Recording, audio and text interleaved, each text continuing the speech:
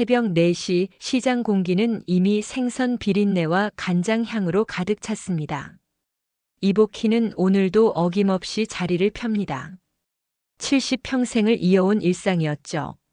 손끝이 트고 허리가 끊어질 듯해도 그녀의 얼굴에는 미소가 담겨 있었어요.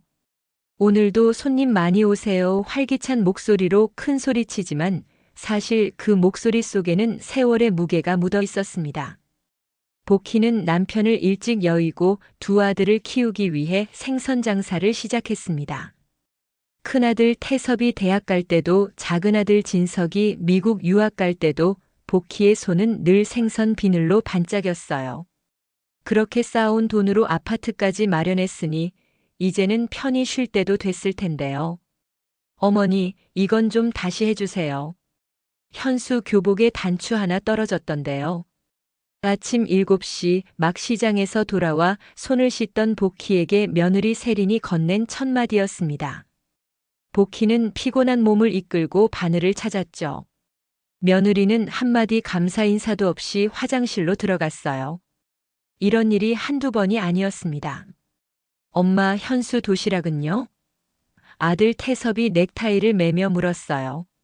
벌써 싸놨지. 저기 식탁 위에 있잖아. 복희는 손주 도시락을 정성껏 싸놓았습니다. 사실 태섭이네로 들어온 지 3년 복희는 집안일의 대부분을 도맡아 하고 있었어요. 처음엔 내가 도울 일이 많아서 좋다고 생각했지만 점점 하녀 취급받는 느낌이 들었죠.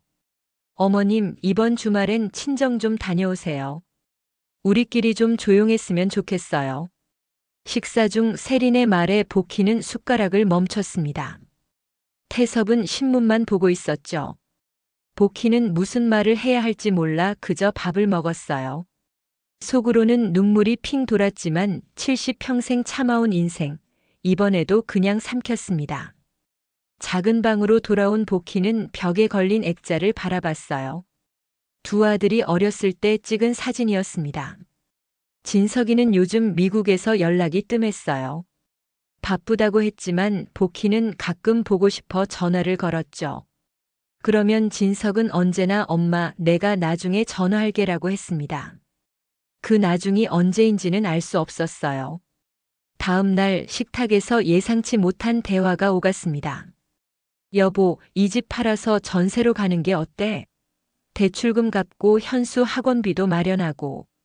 세린의 말에 태섭이 고개를 끄덕였어요. 맞아, 그리고 어머니는 요양원이 좋지 않을까? 우리도 공간이 좁아지니까. 복희는 숨이 멎는 것 같았습니다. 자신이 피땀 흘려 마련한 집, 그 집의 주인인 자신을 요양원으로 보내겠다고. 복희는 아무 말도 하지 못했어요. 그저 얼어붙은 듯 앉아 있었죠. 그날 밤 복희는 서랍 속에서 통장을 꺼내 보았습니다. 그리고 집 등기부등본도 확인했어요. 분명 집은 자신의 이름으로 되어 있었습니다. 하지만 통장을 보니 최근 큰 금액이 인출된 기록이 여러 번 있었어요. 복희는 그런 적이 없었습니다. 심장이 쿵쾅거렸어요. 이게 무슨 일이지? 복희는 떨리는 손으로 서류들을 다시 확인했습니다. 그리고 그 순간 자신의 인감도장이 평소 있던 자리에 없다는 것을 깨달았어요. 이게 도대체 무슨 일이지? 복희의 마음속에 분노와 배신감이 서서히 피어오르기 시작했습니다. 밤은 깊어갔지만 이복희는 좀처럼 잠들 수 없었습니다. 창밖으로 보이는 도시의 불빛이 마치 자신의 혼란스러운 마음처럼 흔들리는 것 같았어요. 통장의 기록들과 사라진 도장이 머릿속을 맴돌았죠. 세상을 다 준 자식들이 자신을 이렇게 배신할 수 있다는 사실이 믿기지 않았습니다. 혹시 내가 오해하는 걸까? 복희는 스스로에게 물었지만 직감은 이미 진실을 알고 있었어요. 새벽녘이 되어서야 겨우 잠이 들었고 다음 날 아침 평소보다 늦게 일어났습니다. 태섭과 세리는 이미 출근했고 손자 현수는 학교에 갔겠죠. 집에 혼자 남은 복희는 용기를 내어 태섭의 서재로 향했습니다. 서랍을 하나씩 열어보던 복희는 세 번째 서랍에서 자신의 도장을 발견했어요. 그것도 몇 장의 계약서와 함께요. 떨리는 손으로 서류를 펼쳐보니 은행 대출 관련 서류였습니다. 모두 복희의 이름으로 되어 있었죠. 도장은 분명 자신의 것이지만 서명은. 복희는 눈을 비볐습니다. 자신의 서명과는 분명 달랐어요. 이게 위조된 거야? 정적 속에서 복희의 심장 박동 소리만 크게 들렸습니다. 평생을 살면서 이런 배신감은 처음이었어요. 손이 떨려 서류를 제대로 잡을 수조차 없었죠. 자신이 모르는 대출이 2천만 원이나 되었습니다. 아들과 며느리가 자신의 도장을 몰래 사용한 것이 분명했어요. 복희는 서류를 다시 제자리에 놓고 방을 나왔습니다. 부엌에 앉아 차를 한 잔 마시며 생각에 잠겼어요. 이렇게 속으로만 끙끙 앓다가는 자신의 모든 재산이 사라질지도 모른다는 두려움이 엄습했죠. 아니야, 이대로는 안 돼. 70평생 참고 살았지만 이번만큼은 달랐습니다. 이건 단순한 서운함이 아니라 명백한 범죄였어요. 복희는 결심했습니다. 이제는 내 삶을 지켜야 해. 그날 저녁 식탁에 둘러앉은 가족들 사이의 분위기는 묘했습니다. 복희는 평소와 달리 조용했고 세리는 뭔가 불안한 듯 자꾸 태섭의 눈치를 살폈어요. 어머니, 요즘 좀 피곤해 보이세요. 시장 일 그만두실 때도 됐잖아요. 세린이 말을 꺼냈습니다. 복희는 담담하게 대답했어요. 그래, 맞다. 이제 내 인생을 좀 다르게 살아볼까 해. 태섭이 젓가락을 내려놓았습니다. 어머니, 무슨 말씀이세요? 나도 이제 나를 위한 삶을 살고 싶구나. 평생 너희를 위해 살았으니 이제는 내 차례란다. 태섭과 세리는 서로 눈빛을 교환했어요. 뭔가 심상치 않음을 느낀 듯 했죠. 그러니까 어머님이 하시고 싶은 게 뭐예요? 세린이 조심스럽게 물었습니다. 복희는 미소를 지었어요. 그건 내가 천천히 생각해 볼 거야. 아, 그리고 내일 은행에 좀 들릴 생각이란다. 통장 정리도 하고. 이 말에 태섭과 세린의 얼굴이 창백해졌습니다. 복희는 그 반응을 똑똑히 보았어요. 의심이 확신으로 바뀌는 순간이었죠. 다음 날 아침 복희는 평소보다 일찍 나섰습니다. 하지만 시장으로 향하는 대신 버스를 타고 시내로 향했어요. 맞은편에 앉은 노부부의 모습이 눈에 들어왔습니다.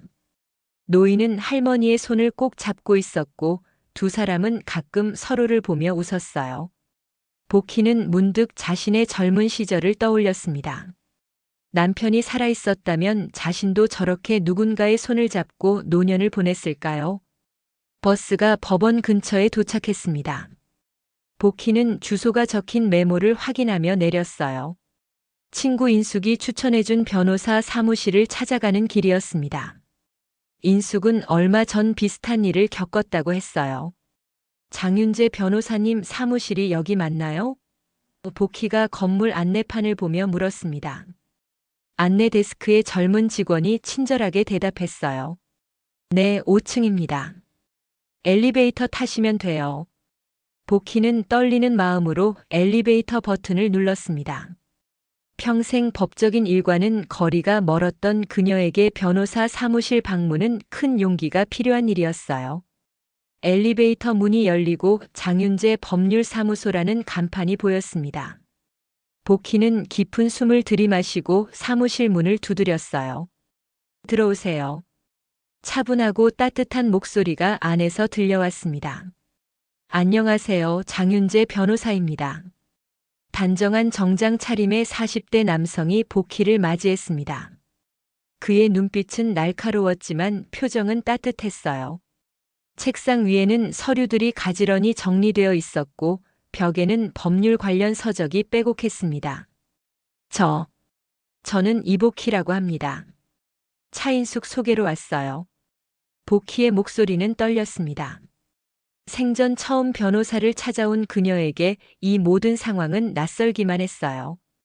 아, 인숙 씨 소개로 오셨군요.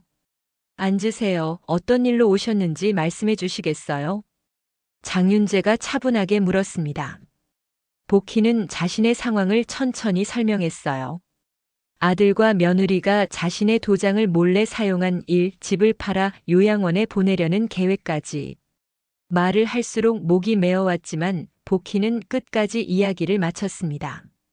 제가 평생 고생해서 마련한 집인데 이렇게 빼앗길 순 없어요.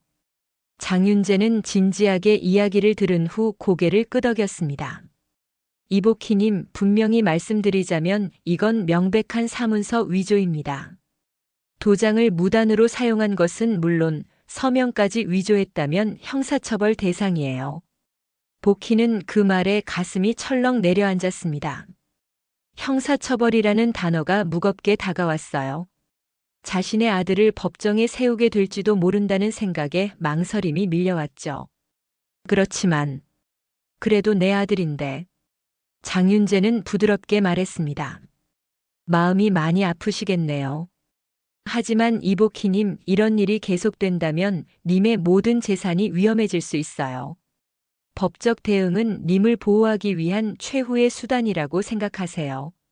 복희는 깊은 한숨을 내쉬었습니다. 70년을 살아오면서 이런 결정을 내려야 할 날이 올 줄은 몰랐어요. 어떤 방법이 있을까요? 우선 증거 수집이 중요합니다. 위조된 서명이 있는 서류, 도장이 무단으로 사용된 증거, 통장 내역 등을 확보해야 해요.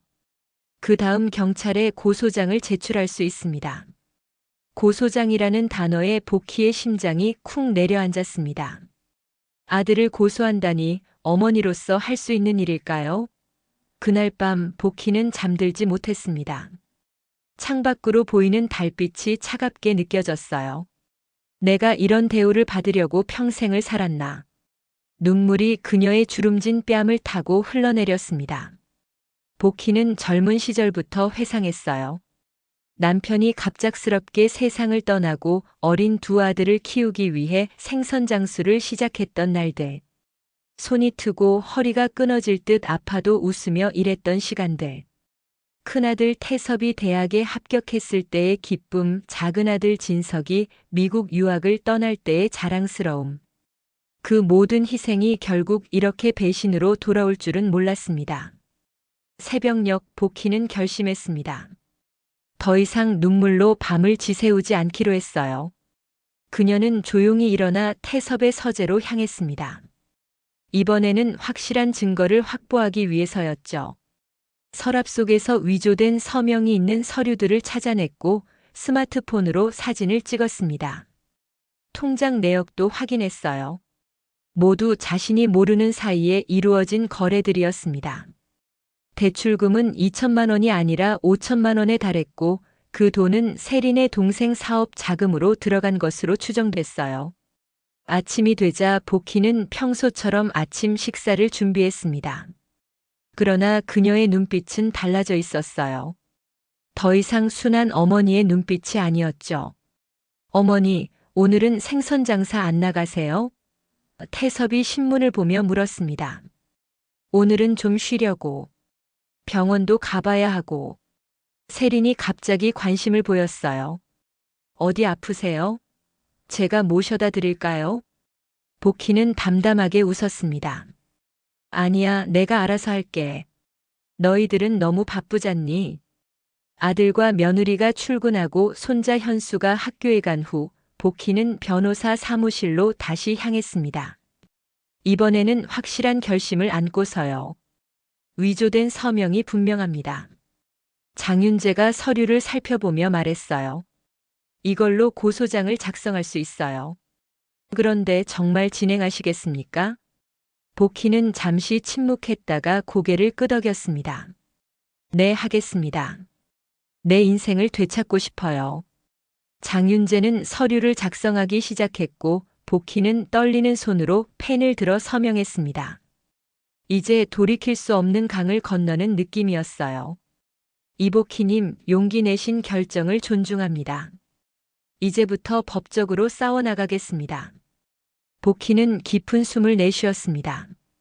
70평생 처음으로 그녀는 자신만을 위한 싸움을 시작하고 있었어요. 경찰서의 차가운 분위기가 복희를 긴장시켰습니다. 딱딱한 의자에 앉아 있는 동안 그녀의 심장은 빠르게 뛰었어요. 장윤재 변호사가 옆에서 조용히 손을 잡아주었죠. 이복희 씨, 걱정하지 마세요. 저희가 함께 하겠습니다. 담당 형사가 고소장을 검토했습니다. 서류 위조, 사기, 횡령. 무거운 혐의들이었어요. 복희는 경찰서 책상 앞에 앉아 자신이 정말 옳은 일을 하고 있는지 다시 한번 생각했습니다. 마음 한구석에서는 여전히 죄책감이 밀려왔어요. 어떻게 자식을 고소할 수 있을까? 하지만 다른 한편으로는 분노가 치밀었습니다. 평생을 바쳐 키운 아들이, 그리고 며느리가 자신을 이렇게 배신했다는 사실이. 복희는 결국 담당 형사 앞에서 진술을 마쳤습니다. 이 사건은 가족 간의 문제이긴 하지만 법적으로는 명백한 범죄 행위입니다. 수사를 진행하겠습니다. 형사의 말에 복희는 고개를 숙였어요. 이제 돌이킬 수 없는 강을 건넜다는 사실을 실감했습니다. 경찰서를 나오는 길 장윤재가 조용히 말했어요. 이제 집에 돌아가셔야 하는데 괜찮으시겠어요? 아드님이 조사 통보를 받으면 가정 내 상황이 어려워질 수 있습니다. 복희는 깊은 숨을 내쉬었습니다. 괜찮아요. 이미 각오했으니까요. 그날 저녁 복희는 평소처럼 저녁 식사를 준비했습니다. 하지만 마음은 이미 다른 곳에 가 있었어요.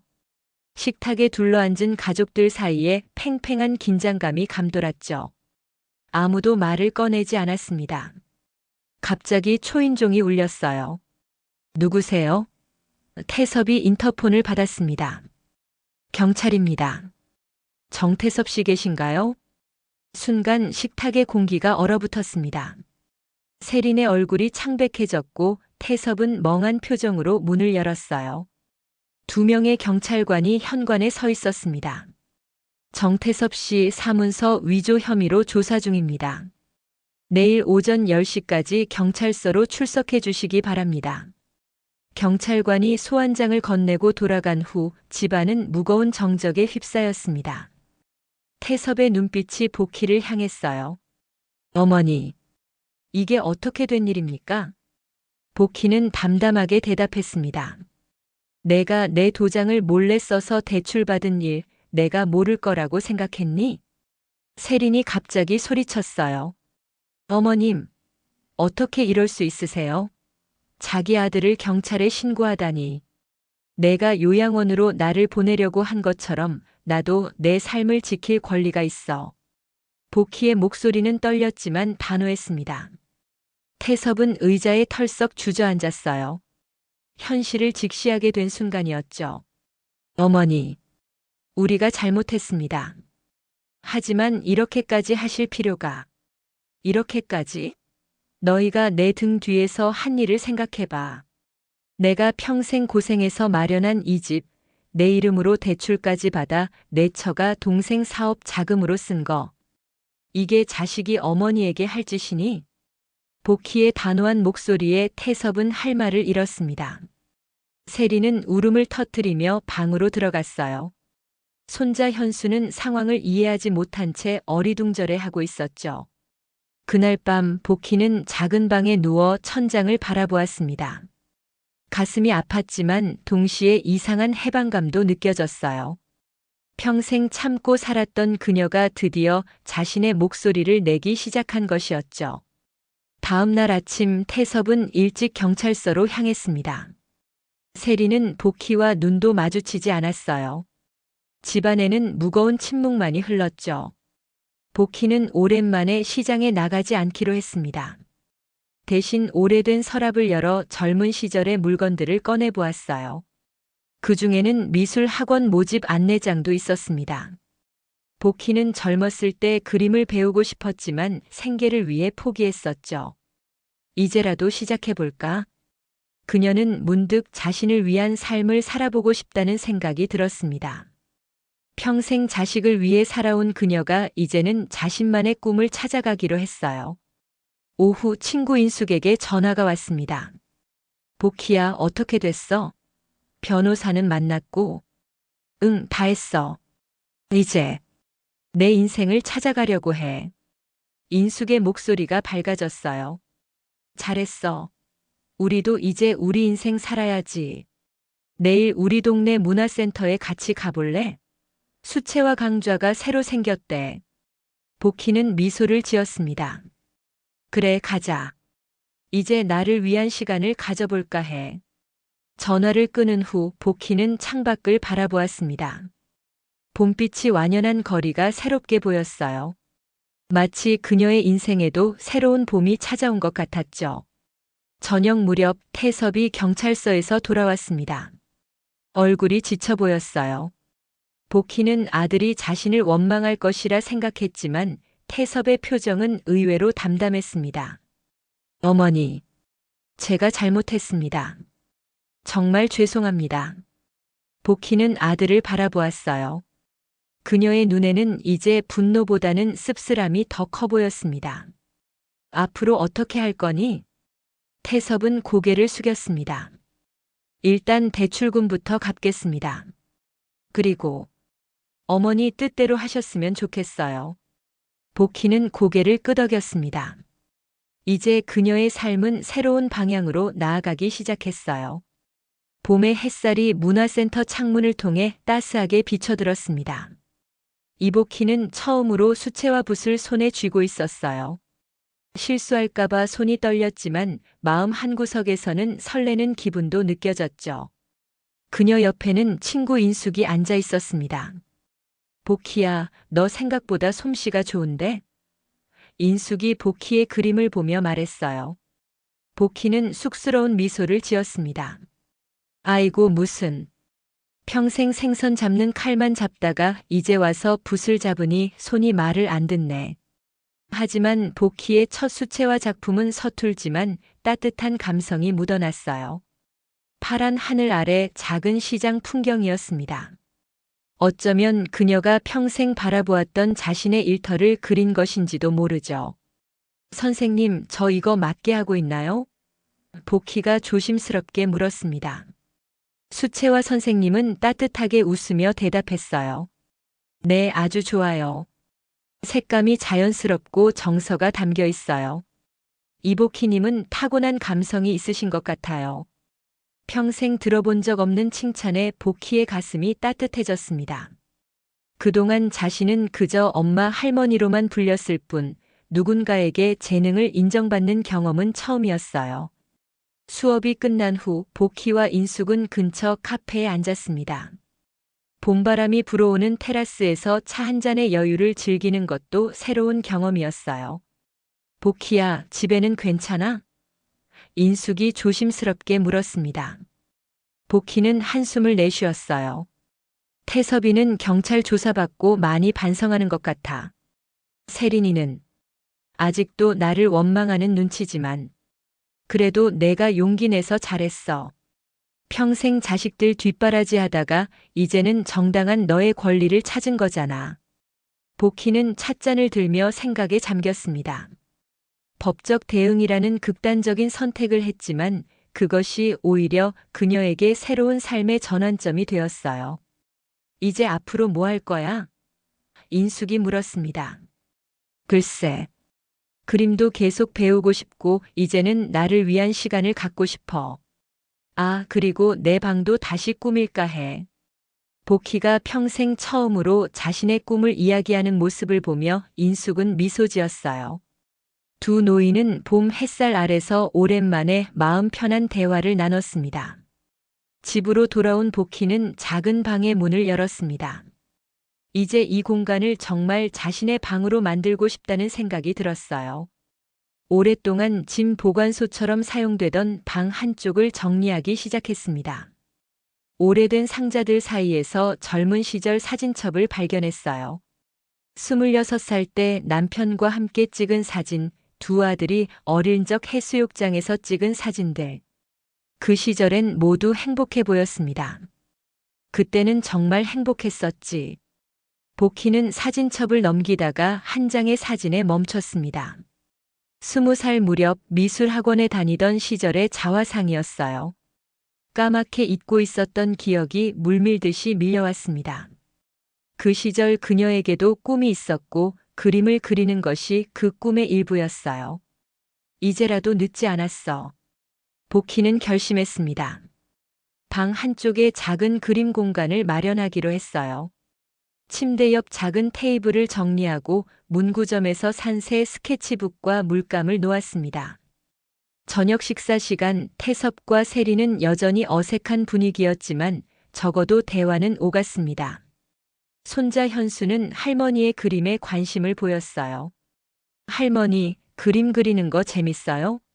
현수가 순진한 눈으로 물었습니다. 복희는 손자의 머리를 쓰다듬으며 미소 지었어요. 응, 할머니가 젊었을 때 꿈이었단다. 이제야 다시 시작하게 됐네. 저도 가르쳐 주세요. 현수의 밝은 목소리에 식탁의 분위기가 조금 부드러워졌습니다. 그날 밤 복희는 처음으로 평온한 마음으로 잠자리에 들었어요. 이제 그녀의 인생에는 새로운 목표가 생겼고 자신만의 공간도 찾았습니다. 평생 다른 사람을 위해 살았던 그녀가 이제는 자신을 위한 삶을 시작한 것이었죠. 다음 날 오전 복희는 장윤재 변호사 사무실을 다시 찾았습니다. 사건의 진행 상황을 확인하기 위해서였어요. 이복희님, 어서 오세요. 어떻게 지내셨어요? 장윤재가 반갑게 맞이했습니다. 덕분에 조금씩 나아지고 있어요. 사건은 어떻게 됐나요? 장윤재는 서류를 펼쳐보며 설명했어요.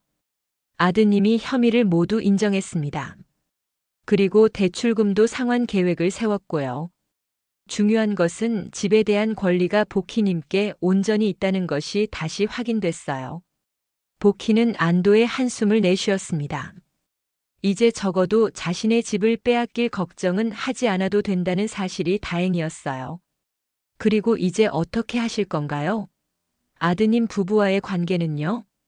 복희는 잠시 생각에 잠겼습니다. 아직은 모르겠어요. 하지만 이제 내 삶에 집중하려고 해요.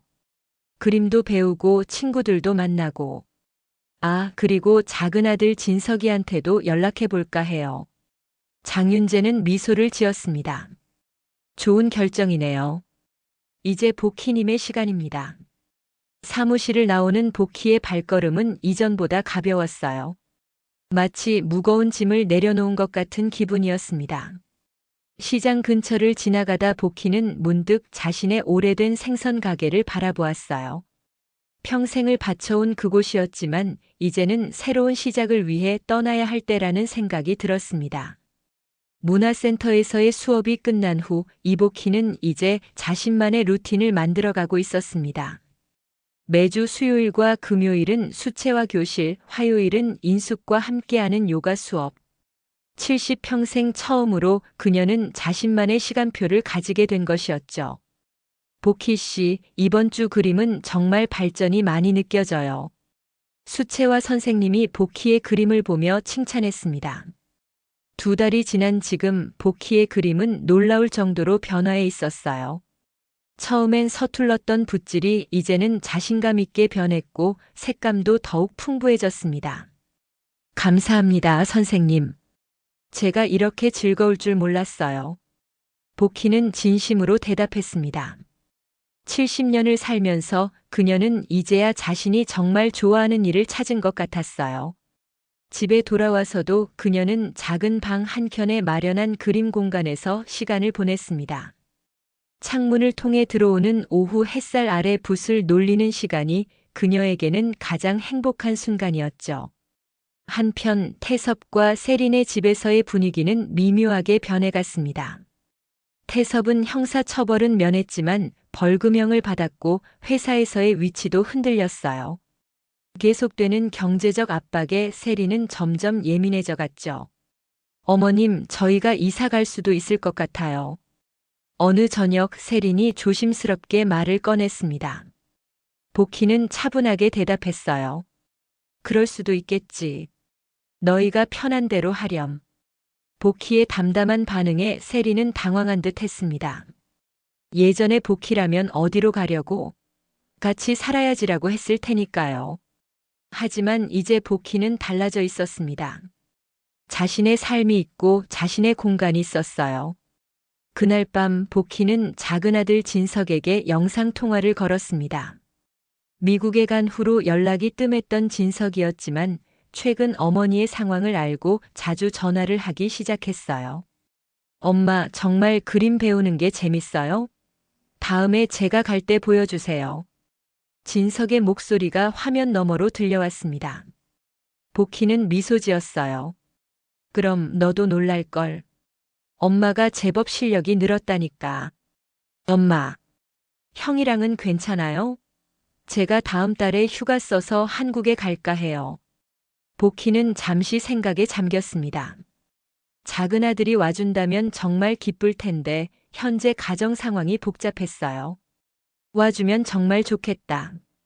엄마가 직접 만든 반찬으로 대접할게. 통화를 마친 후 복희는 창밖을 바라보았습니다. 여름 밤하늘의 별들이 유난히 밝아 보였어요. 그녀는 문득 자신의 삶이 이렇게 바뀔 수 있다는 것이 신기했습니다. 다음 날 아침 복희는 일찍 일어나 시장으로 향했습니다. 이제는 일하러 가는 것이 아니라 오랜 친구들을 만나러 가는 것이었어요. 어머, 복희. 요즘 얼굴이 참 좋아 보인다.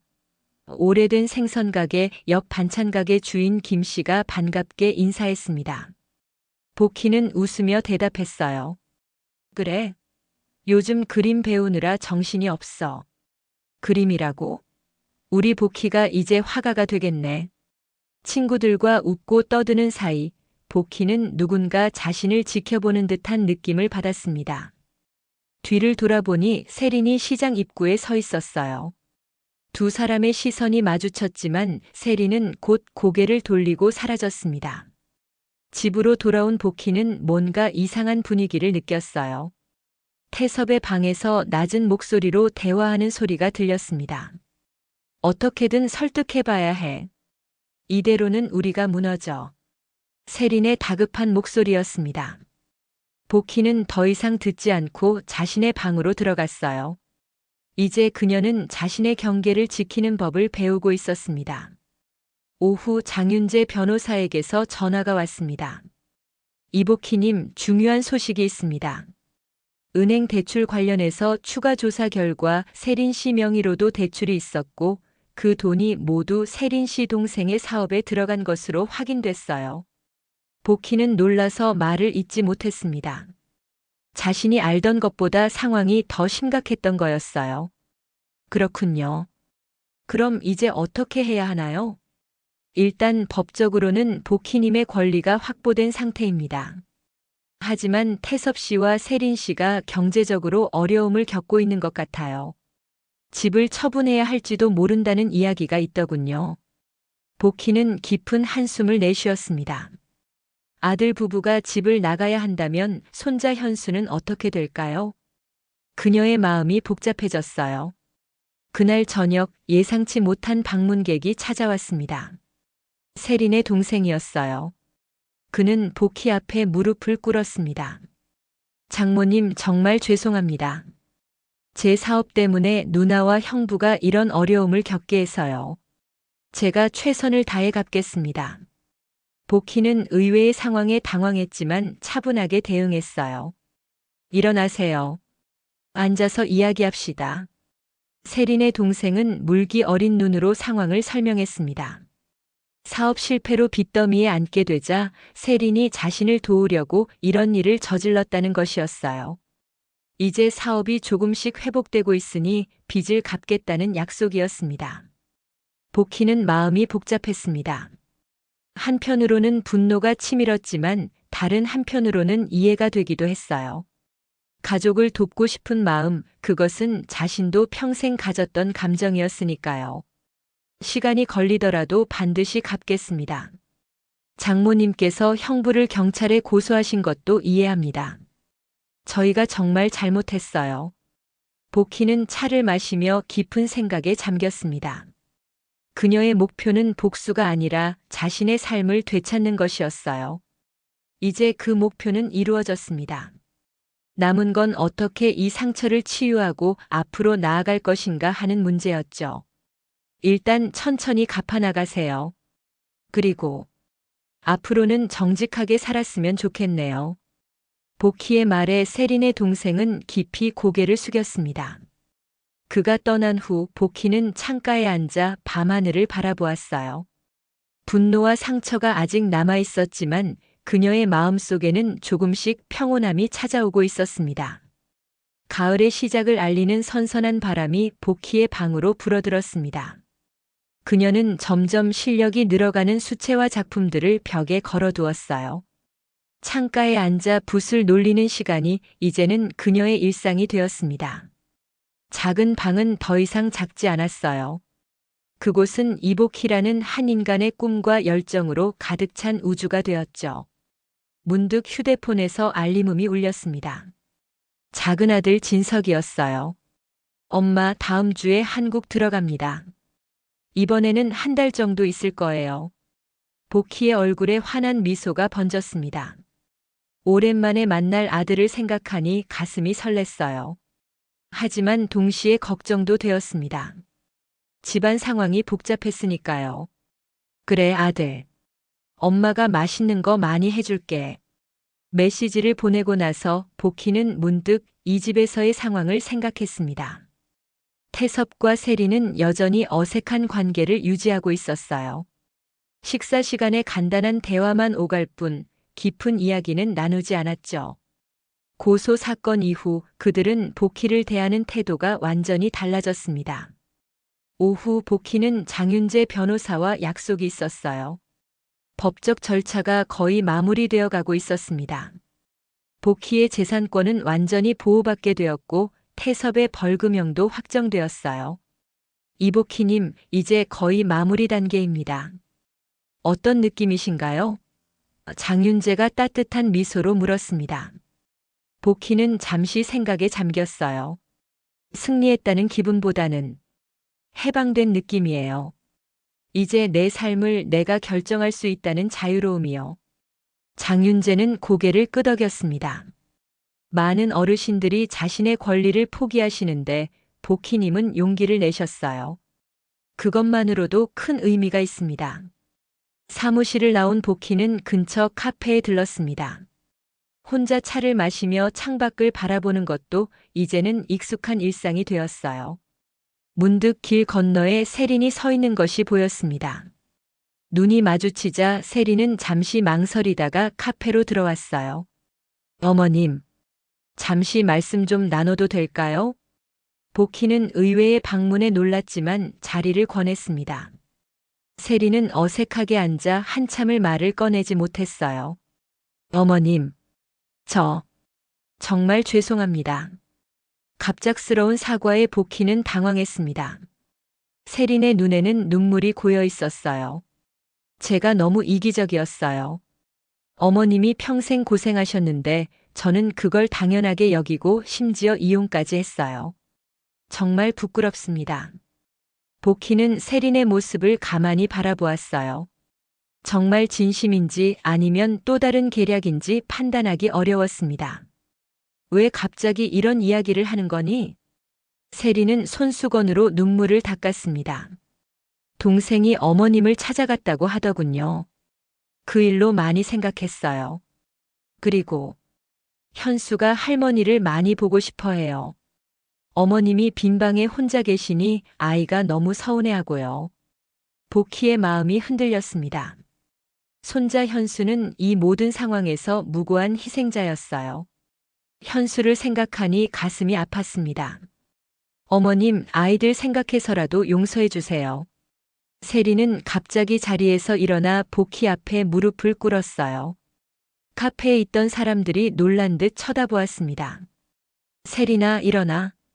여기서 이러면 안 돼. 복희가 당황해서 말했어요. 저희가 정말 잘못했어요. 태섭이도 매일 후회하고 있어요.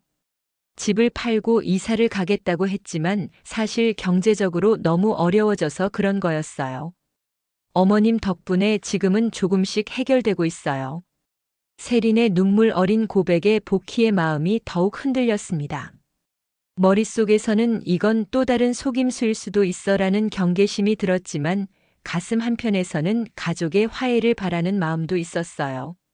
세린아, 나는 너희를 미워해서 그런 게 아니었어. 내 삶을 지키고 싶었을 뿐이야. 세리는 고개를 끄덕였습니다. 알아요, 어머님. 저희가 정말 이기적이었어요.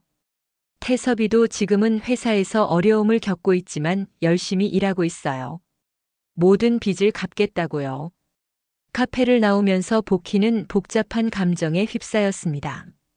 집으로 돌아가는 길 공원 벤치에 앉아 생각을 정리했어요. 마음 한편에서는 세린의 사과를 받아들이고 싶었지만 다른 한편에서는 여전히 의심이 남아 있었습니다. 지금 내가 흔들리면 다시는 내 삶을 되찾을 수 없어. 복희는 스스로에게 속삭였어요. 평생 다른 사람을 위해 살아온 그녀였기에 이제 와서 자신의 결심을 지키는 것이 쉽지 않았습니다. 그러나 이번만큼은 자신을 위한 선택을 해야 한다는 것을 알았죠. 집에 돌아오니 태섭이 거실에서 기다리고 있었습니다. 그의 얼굴은 지쳐 보였어요. 어머니, 세린이 만났다고 하더군요. 복희는 조용히 고개를 끄덕였습니다. 태섭은 깊은 한숨을 내쉬었어요. 어머니, 저도 정말 죄송합니다. 어머니의 도장을 몰래 사용한 것은 용서받을 수 없는 일이었어요. 하지만 어머니를 사랑하는 마음만은 변함없습니다. 복희는 아들의 눈을 바라보았습니다. 평생 자랑스러웠던 큰아들, 그가 이렇게 흔들리는 모습을 보니 마음이 아팠어요. 태섭아, 엄마는 너희를 미워하지 않아. 다만 내 삶도 소중하다는 걸 너희가 알아줬으면 했을 뿐이야. 태섭의 눈에 눈물이 고였습니다. 알고 있어요, 어머니. 이제야 그걸 깨달았어요. 복희는 잠시 생각에 잠겼습니다. 그리고 결심했어요. 다음 주에 진석이가 온다는구나. 우리 가족이 다시 한번 모여보는 건 어떨까? 태섭의 얼굴에 희미한 미소가 번졌습니다. 정말요? 어머니. 하지만 태섭아, 이제 엄마도 내 삶이 있어. 그걸 존중해 주길 바란다. 태섭은 진지하게 고개를 끄덕였습니다. 물론입니다, 어머니. 이제는 어머니의 행복을 진심으로 응원할게요. 그날 밤 복희는 창가에 앉아 밤하늘을 바라보았습니다. 마음속에 여전히 갈등이 있었지만 한 가지 확실한 것은 이제 그녀가 자신의 삶의 주인이 되었다는 사실이었어요. 이제 나를 위한 삶을 살 시간이야.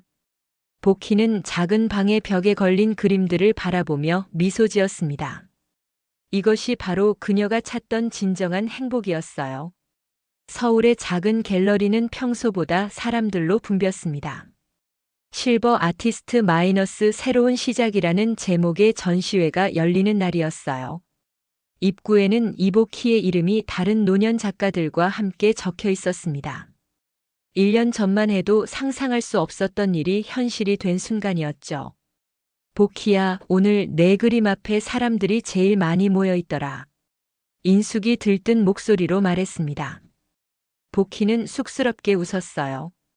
문화센터에서 그림을 배운 지 1년, 이제 그녀는 자신만의 스타일을 찾아가고 있었습니다.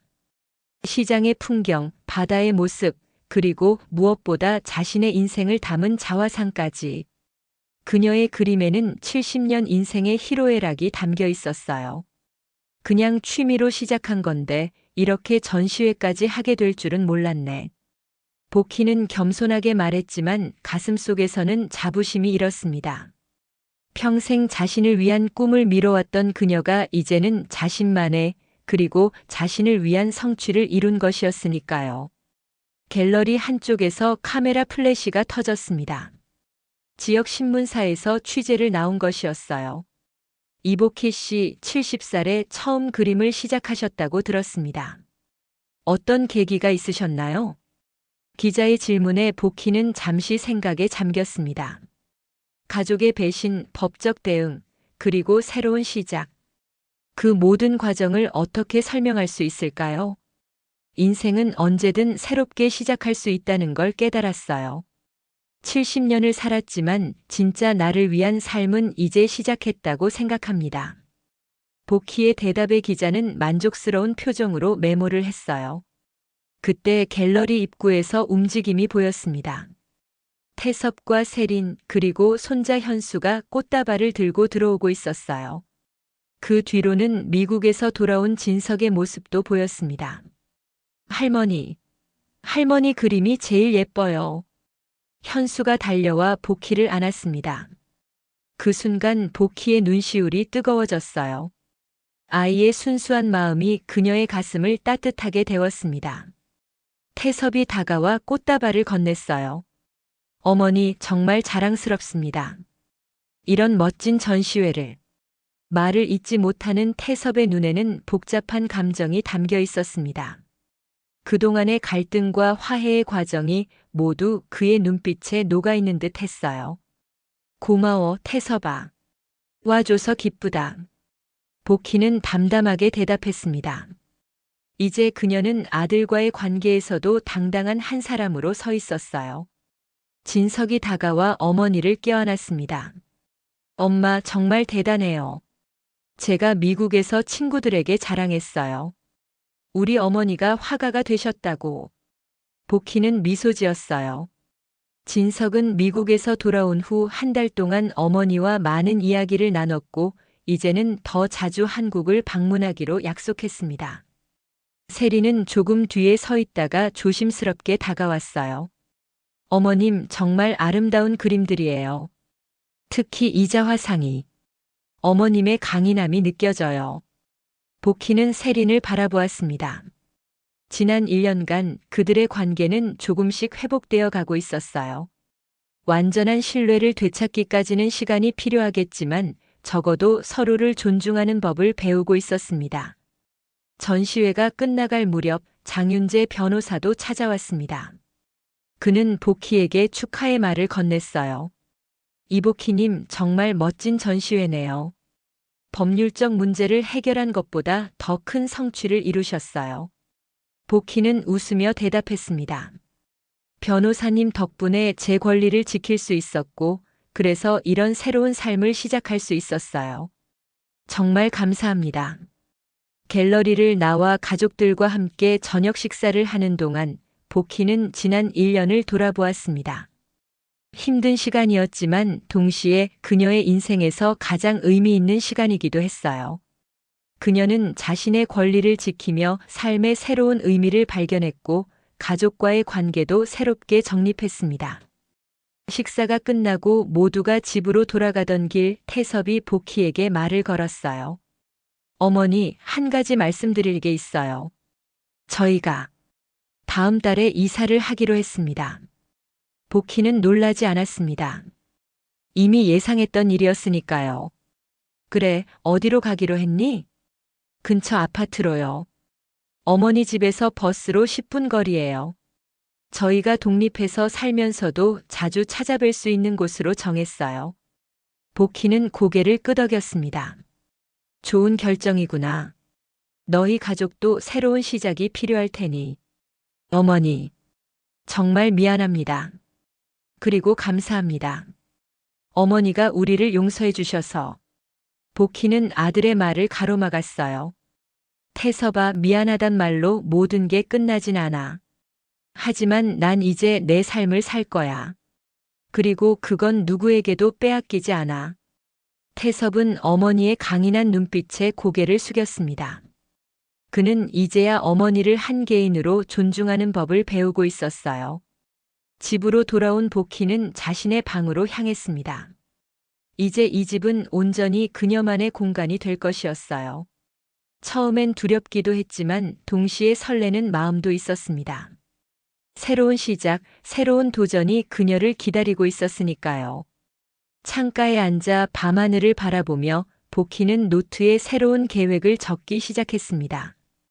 다음 전시회를 위한 그림 주제, 배우고 싶은 새로운 미술 기법, 그리고 가보고 싶은 여행지까지. 70평생 남을 위해 살았던 그녀가 이제는 자신만의 버킷리스트를 만들고 있었어요. 아직 늦지 않았어. 나의 인생은 지금부터야. 복희는 창밖으로 보이는 별들을 바라보며 미소 지었습니다. 그녀의 눈에는 더 이상 눈물이 아닌 희망의 빛이 반짝였어요.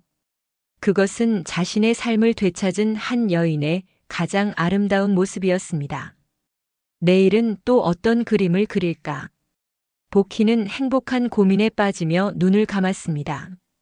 내일은 또 다른 시작이 될 것이고 그녀는 그 시작을 온전히 자신만의 것으로 만들 준비가 되어 있었어요.